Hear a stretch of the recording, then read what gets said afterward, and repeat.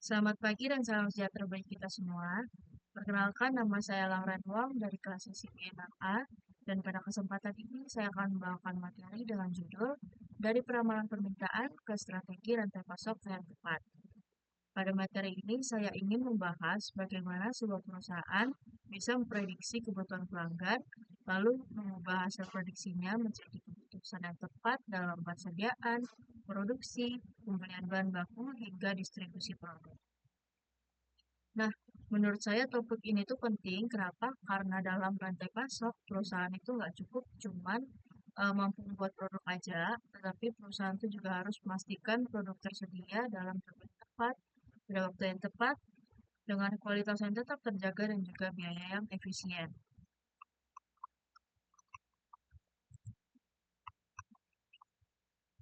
Nah, setelah mengikuti webinar ini, saya harapkan kita tuh bisa memahami beberapa hal. Yang pertama, bisa memahami betapa pentingnya peramalan permintaan dalam mendukung perencanaan rantai pasok. Yang kedua, dapat mengetahui hubungan antara hasil peramalan, permintaan dengan keputusan persediaan, produksi, dan juga distribusi. Yang ketiga juga memahami resiko apabila perusahaan melakukan peramalan yang kurang tepat. Misalnya apabila prediksi permintaannya itu terlalu rendah atau perusahaan dapat mengalami kekurangan stok. Sebaliknya apabila prediksinya terlalu tinggi, perusahaan dapat mengalami penumpukan barang dan juga biaya penyimpanannya meningkat. Keempat, kita juga bisa melihat bagaimana strategi rantai pasok yang tepat bisa membantu perusahaan untuk memenuhi kebutuhan pelanggan secara lebih efisien. Dan yang terakhir, kita bisa membahas contoh penerapan melalui studi kasus toko karya bakery.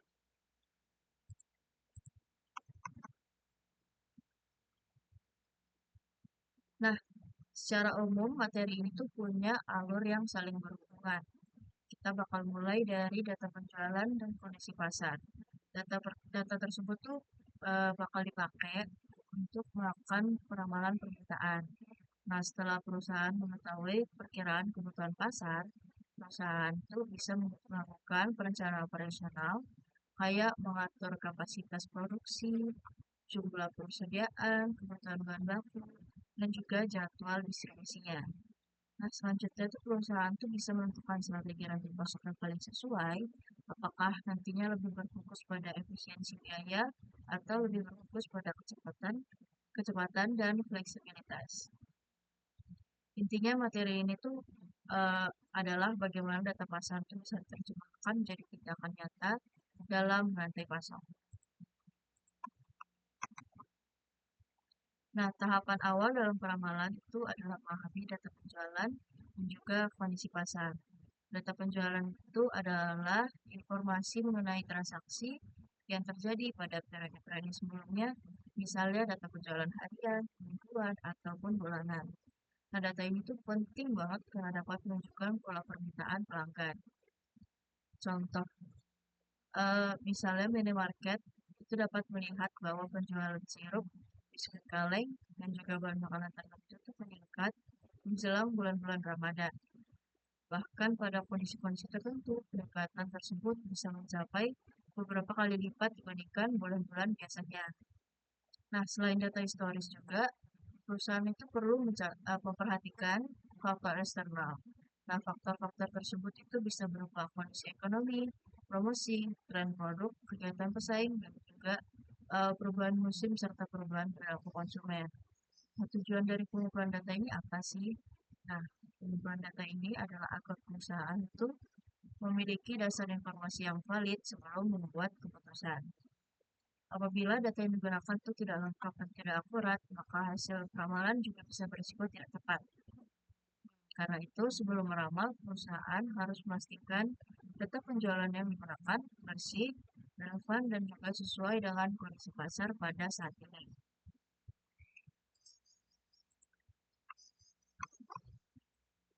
Nah, setelah datanya sudah tersedia, tahap berikutnya adalah melakukan peramalan permintaan.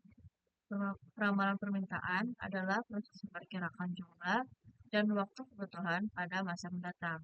Nah, peramalan itu bisa dilakukan menggunakan metode kuantitatif seperti perhitungan statistik dari data penjualan sebelumnya, atau juga metode kualitatif seperti pendapat ahli atau survei pelanggan. Nah, namun perlu kita pahami juga, kalau hasil peramalan itu nggak selalu 100% tepat. Tujuan utama peramalan itu bukan menghilangkan kesalahan, tapi untuk meminimalisir tingkat kesalahan atau error. Nah, dalam peramalan tuh ada 3 hal penting. Yang pertama, peramalan untuk kelompok produk biasanya itu lebih akurat dibandingkan peramalan untuk satu produk yang sangat spesifik. Yang kedua, semakin panjang periode ramalan, biasanya tingkat ketidakpastian itu semakin tinggi.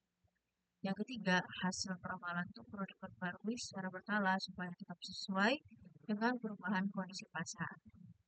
Nah, ambil contoh, sebuah pabrik konveksi menggunakan data penjualan tahun sebelumnya untuk perkirakan kebutuhan pakaian hangat sebelum musim hujan. Nah, berdasarkan hasil tersebut, perusahaan itu dapat menyiapkan produksi lebih awal agar produk tersedia saat permintaannya meningkat. Nah, hasil peramalan tuh nggak selalu berhenti dari angka aja. Hasil tersebut itu harus diterjemahkan menjadi keputusan yang operasional. Nah, keputusan pertama itu adalah kapasitas. Perusahaan perlu mengetahui kemampuan maksimal mesin, tenaga kerja, dan juga fasilitas produksi supaya nggak terjadi hambatan atau bottleneck. Nah, keputusan yang kedua itu adalah produksi. Berdasarkan perkiraan permintaan, perusahaan itu dapat menyusun jadwal produksi yang lebih terarah. Dengan begitu, perusahaan itu nggak perlu produksi terlalu sedikit ataupun terlalu banyak. Nah, keputusan yang ketiga itu adalah persediaan. Perusahaan tuh perlu eh, perusahaan yang disimpan itu termasuk stok, pengaman atau satu stok, itu diperlukan untuk mengantisipasi permintaan yang mendadak meningkat atau keterlambatan bahan baku dari pemasok. Selain itu juga kualitas itu juga harus dijaga. Produk yang tidak sesuai standar dapat menyebabkan pengendalian barang atau refund, keluhan pelanggan dan juga pemborosan biaya. Nah, contohnya restoran cepat saji itu bisa menambah staf dan stok ayam goreng cuman pada jam makan siang karena permintaan tuh biasanya meningkat. Sementara itu, perusahaan logistik harus menggunakan kendaraan pendingin supaya produk seperti es krim itu nggak rusak selama proses pengiriman. Nah, setelah perusahaan memahami pola permintaan dan juga sudah menyiapkan operasionalnya nih, perusahaan tuh perlu memilih strategi rantai pasok yang sesuai. Strategi pertama itu efisiensi supply chain atau strategi layanan. Nah, strategi ini itu berfokus pada efisiensi biaya, pengurangan pemborosan, dan pengelolaan persediaan secara hemat. Nah, yang kedua itu ada responsive supply chain atau bisa kita sebut strategi agile. Strategi ini tuh lebih menekankan kecepatan fleksibilitas dan juga kemampuan menyesuaikan diri terhadap perubahan pasar. Nah, strategi ini tuh cocok banget untuk produk yang punya permintaan yang gak stabil, kayak gadget terbaru, produk fashion, ataupun produk-produk musiman. Nah, sementara eh, efisien supply chain itu ataupun strategi layan itu lebih cocok dipakai buat produk-produk yang permintaannya itu relatif stabil, kayak beras, sabun, atau kebutuhan-kebutuhan sehari-hari. Nah, buat memahami aktivitas rantai pasok tuh kita perlu menggunakan yang namanya model SCORE atau SLR. Nah, yang pertama tuh ada plan, yaitu menyusun rencana berdasarkan hasil peramalan. Yang kedua tuh ada source, yaitu memperoleh bahan baku dari pemasok. Yang ketiga ada make, yaitu proses produksi barang. Yang keempat ada deliver, yaitu mendistribusikan produk kepada pelanggan. Dan yang terakhir, yang kelima ada return, yaitu untuk menangani pengembalian produk atau produk-produk yang bermasalah. Nah, contohnya itu perusahaan smartphone harus lebih responsif dalam proses distribusi supaya produk bisa segera sampai ke pasar. Sementara perusahaan semen itu bisa lebih fokus ke efisiensi sumber bahan baku dan juga proses produksi supaya biayanya tetap rendah. Ini menunjukkan hubungan langsung antara hasil peramalan dan juga strategi rantai pasok. Apabila permintaan itu stabil, perusahaan itu bisa merencanakan produksi dan juga persediaan dengan lebih pasti. Nah, di dalam kondisi ini juga strategi layanan itu bisa lebih efisien dan lebih sesuai digunakan. Nah, tapi kalau permintaan yang meningkat, perusahaan itu perlu menambah kapasitas produksi, bahan baku atau tenaga kerja. Dan dalam kondisi yang seperti ini juga perusahaan itu harus lebih responsif. Nah, kalau permintaannya nggak stabil, perusahaan itu perlu memperbarui data secara lebih rutin dan juga memiliki sistem yang lebih fleksibel. Strategi agile itu lebih relevan karena perusahaan harus cepat menyesuaikan diri. Sedangkan untuk produk-produk musiman, perusahaan itu bisa menggabungkan strategi layan dan juga responsif. Perusahaan itu bisa tetap menjaga efisiensi pada periode normal, tapi meningkatkan fleksibilitas saat masuki periode permintaan. Nah, jadi peramalan menjawab pertanyaan, berapa kebutuhan pelanggan? Sedangkan strategi rantai pasok menjawab pertanyaan, bagaimana kebutuhan tersebut bisa dipenuhi dengan biaya, mutu, dan juga waktu yang tepat. Nah, baik selanjutnya kita akan masuk ke studi kasus pada toko karya bakery di Kecamatan Bogor. Permasalahan utama pada usaha bakery ini tuh menjaga ketersediaan bahan baku dan bahan baku harus cukup untuk memenuhi kebutuhan produksi, namun tidak boleh terlalu berlebihan karena beberapa bahan tuh punya masa penyimpanan yang terbatas. Nah, bahan baku yang diprediksi itu meliputi tepung terigu, tepung susu, mentega, telur, gula, baking powder, ragi, dan juga garam. Nah, dalam studi tersebut tuh metode yang digunakan adalah single cooking average. Metode ini tuh menggunakan rata-rata dalam permintaan pada beberapa periode sebelumnya supaya dapat memperkirakan kebutuhan pada periode-periode berikutnya. Nah, salah satu hasilnya itu menunjukkan kalau kebutuhan tepung terigu pada periode berikutnya diprediksi sebesar 730 pieces dengan nilai MAPE sebesar 5,19%. MAPE adalah ukuran untuk melihat tingkat kesalahan rata-rata dalam peramalan. Nah, nilai tersebut tuh menunjukkan bahwa hasil prediksi memiliki perbedaan rata-rata sekitar 5,19% dari data aktual pada studi tersebut. Nah, dengan adanya hasil peramalan kayak gini, toko karya bakery itu bisa memiliki dasar yang lebih jelas untuk menentukan jumlah pembelian bahan baku dan jumlah produksi roti. Kalau studi kasus pada karya bakery dianalisis menggunakan model SLR, maka bisa kita lihat ya hubungan antara peramalan dan aktivitas rantai pasoknya. Pada tahap plan, itu data permintaannya digunakan untuk memperkirakan kebutuhan bahan baku dan juga rencana-rencana produksi. Nah, pada tahap source, bakery melakukan pemesanan tepung telur, mentega, dan juga bahan-bahan lain kepada pemasok sesuai kebutuhan yang telah diprediksi. Pada tahap make, proses produksi roti itu bisa dilakukan berdasarkan kapasitas tenaga kerja, peralatan, dan juga jadwal produksi yang sudah ditentukan. Pada tahap deliver, produk roti dijual langsung kepada pelanggan atau dikirim kepada pelanggan apabila terdapat pesanan. Terakhir, pada tahap return, produk yang nggak terjual, rusak atau nggak sesuai standar dapat dievaluasi untuk mengurangi pemborosan pada periode-periode berikutnya. Nah, dari analisis ini bisa kita simpulkan bahwa hasil peramalan harus diterjemahkan kembali menjadi keputusan nyata, bukan hanya disimpan sebagai data atau angka. Peramalan yang baik itu harus membantu perusahaan membeli bahan dengan tepat, memproduksi sesuai kebutuhan, dan juga mengurangi risiko produk supaya eh, produk-produk yang tidak terjual ini berkurang. Kemudian terdapat juga rekomendasi solusi untuk uh, karya bakery. Nah, berdasarkan studi kasus yang tadi kita bahas, terdapat beberapa rekomendasi yang bisa kita terapkan ke karya bakery. Yang pertama itu menerapkan rolling forecast. Nah, rolling forecast itu perbarui hasil peramalan secara rutin. Misalnya setiap minggu. Nah, hal ini tuh penting kenapa? Karena permintaan roti itu bisa berubah dengan cepat. Nah, yang kedua itu kita harus membedakan bahan baku yang permintaannya stabil atau enggak stabil. Contohnya, tepung terigu itu mungkin lebih stabil dibandingkan bahan khusus untuk produk produksi atau produk-produk musiman. Nah, yang ketiga, menggunakan strategi layan untuk bahan baku utama agar pembelian itu nggak terlalu berlebihan dan biaya penyimpanan itu bisa dikendalikan. Yang keempat, menggunakan strategi yang responsif untuk produk promosi, produk musiman, atau produk yang permintaannya berubah lebih cepat. Yang kelima atau yang terakhir tuh perusahaan perlu memantau indikator pengendalian seperti nilai MAPE, frekuensi stok habis, dan juga jumlah produk yang tidak terjual, serta juga keluhan-keluhan pelanggan. Dan mutu-mutu produk itu harus tetap dijaga melalui ketersediaan bahan yang tepat dan proses produksi yang juga konsisten.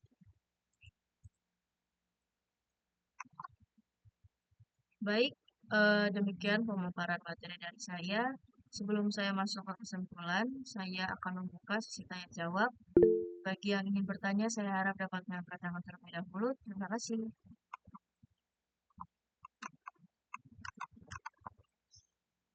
Baik, Andina Swazalia, silakan pertanyaannya. Baik, perkenalkan nama saya Andi Nazwa Azalia dengan NIM 2313021. Jadi pertanyaannya itu apakah usaha kecil seperti toko roti atau warung makan juga perlu melakukan peramalan permintaan? Baik, Andina Swazalia, saya ulang kembali ya pertanyaannya.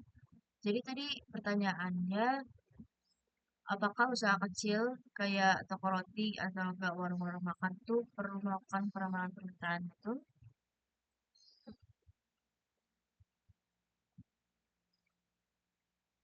Benar. Ya baik, jadi menurut saya usaha kecil tuh perlu juga melakukan peramalan. Walaupun ya caranya sederhana, misalnya tuh kayak mencatat penjualan harian, melihat produk yang paling laku atau enggak membandingkan penjualan pada hari-hari biasa dengan akhir pekan. Nah, catatan sederhana itu sudah bisa bantu banget pemilik usaha untuk menentukan stok dan juga jumlah produksi nantinya. Nah, apakah jawabannya sudah menjawab? Sudah, sudah puas dengan jawabannya? Sudah puas, terima kasih. Baik, terima kasih.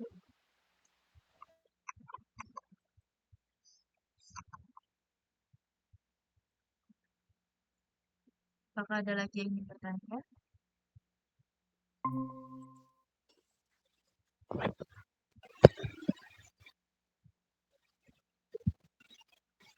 Baik, Gremeti Mantoro. Sebelumnya perkenalkan nama saya Gray Melvin Imantoro dengan NIM 2313004 dari kelas SIB 6A. Saya mau bertanya, kenapa peramalan biasanya tidak dapat selalu tepat 100%? Nah, baik, tadi pertanyaannya kenapa peramalan itu nggak selalu tepat 100%? Iya betul. Nah, jadi peramalan itu kan nggak selalu tepat 100% itu karena kondisi pasar itu kan bisa berubah ya sewaktu-waktu. Nah, perubahan tersebut itu bisa dipengaruhi dari promosi dan konsumen, cuaca juga bisa, daya beli masyarakat, tindakan pesaing, atau kejadian-kejadian yang nggak bisa kita prediksi. Nah, makanya itu perusahaan tuh perlu banget memperbarui data dan juga hasil peramalan secara berkala supaya keputusan yang diambil itu bisa tetap relevan. Nah, apakah jawabannya menjawab pertanyaan dari kalian? Iya sudah menjawab, terima kasih. Saya tutup Q&A-nya dan saya akan lanjut ke kesimpulan.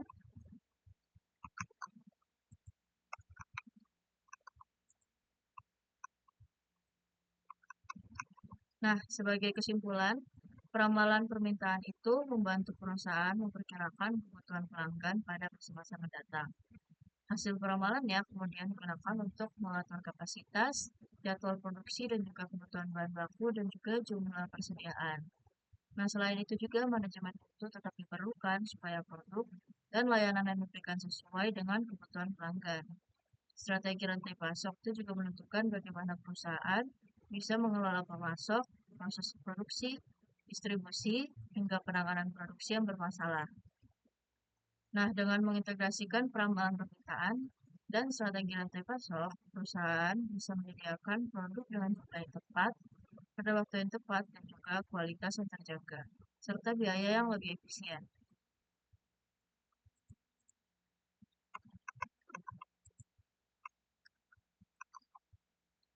Nah, materi presentasi ini saya susun berdasarkan materi-materi perkuliahan manajemen rantai pasok, khususnya juga mengenai peramalan, manajemen mutu, dan juga strategi rantai pasok. Dan saya juga menyertakan jurnal studi kasus prediksi stok bahan baku pada karya bakery.